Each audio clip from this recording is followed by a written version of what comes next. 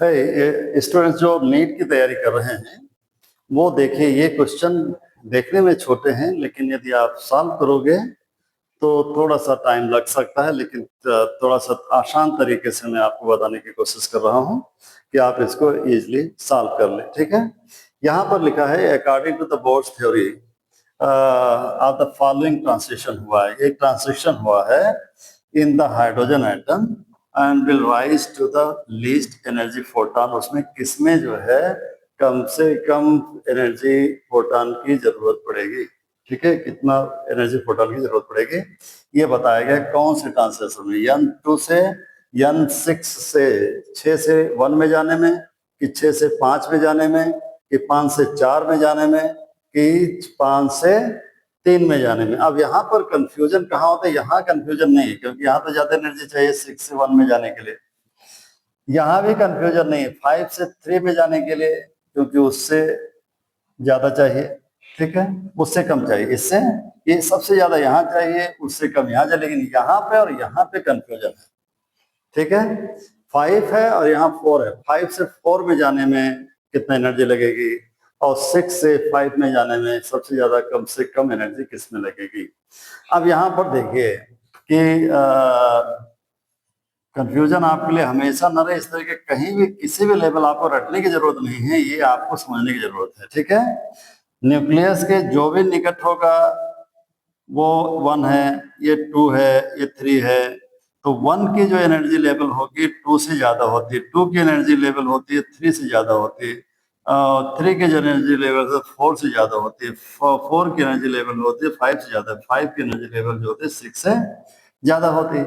ठीक है, अब आपको कह रहा लीस्ट, तो यहाँ पर वास्तव में 6 से यहाँ आने में पहले वाले में तो ज्यादा एनर्जी लगेगी, और लेकिन 4 से 5 में आने में एनर्जी लगेगी, लेकिन ये लेवल क्या है, ये इसका लेवल और इसके लेवल से ये अगर जो देखा जाए इन दोनों की तुलना की जाए तो ये कम है और ये ज्यादा है। देखिए इन दोनों की इससे तुलना के 5 और 6 से तुलना की जाए तो 5 और 4 की ज्यादा है, इसलिए जो इसमें जो विकल्प सही होगा वो कौन सा सही होगा, ये वाला। ठीक है, N6 N4। ठीक है, ओके।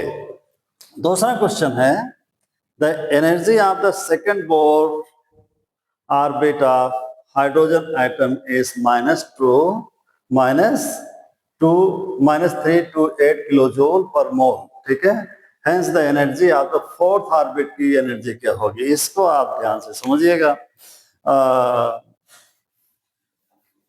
इसमें जो है जो एनर्जी होती है ऑर्बिट की वो इस पर डिपेंड करती है। ठीक है, एनर्जी के ऑर्बिट, ठीक है, ये डिपेंड करती है किस पर, जेड अपान एन स्क्वायर के। ठीक है, इस पर डिपेंड करते हैं। अब यहाँ पर देखा गया है कि सेकंड ऑर्बिट की आपको सेकंड ऑर्बिट दिया गया, एनर्जी दिया गया है, जेड आपको मालूम है हाइड्रोजन का जो प्रोटॉनों की संख्या हाइड्रोजन में 1 होती है, आप निकाल करके के की वैल्यू आप यहाँ से निकाल लेंगे। ठीक है, यानी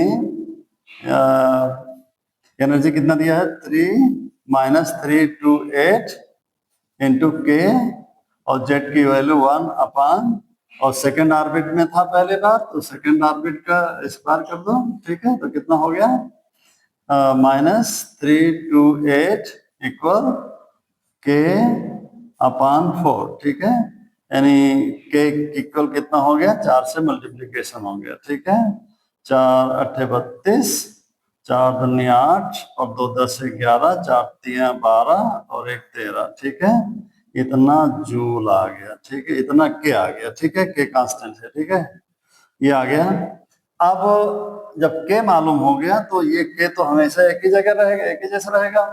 ठीक है, तो दूसरे ऑर्बिट में, फोर्थ ऑर्बिट में, तो ई इन फोर्थ ऑर्बिट। ठीक है, फोर्थ ऑर्बिट में ई निकाल लीजिए। ठीक है, तो फोर्थ ऑर्बिट की क्या है,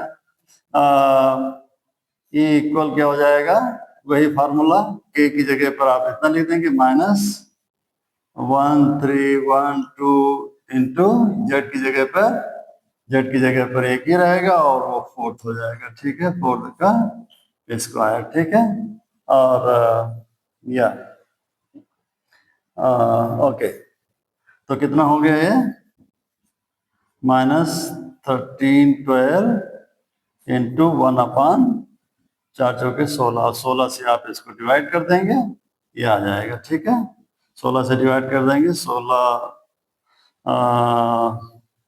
ओके, इसको 16 3 16 चौके 125 16 छक्का 16 सत्ते चला जाएगा, 16 को 13 12 से डिवाइड कर दो। ठीक है, और 16 सिक्स ले जा 36 और 6 1 6 3 9 से ये ज्यादा जाएगा, 8 8 जाएगा, 8 6 48 और 8 1 8 4, हाँ 8 जाएगा, 8 6 48 और 8 1 8 4 12। ठीक है, कितना बचा? ये 8 है। ठीक है, तो 11 में से 8 गया, 8 2 10 11 3। ठीक है, और ये 2। ठीक है, 16 दूना 32। ठीक है, यानी 82 आ जाएगा। क्या आ जाएगा? 82 माइनस 82। ठीक है, तो -82 किलो जूल, यानी ये वाला जो विकल्प है ये आपका सही होगा। ठीक है, okay, thank you, God bless you.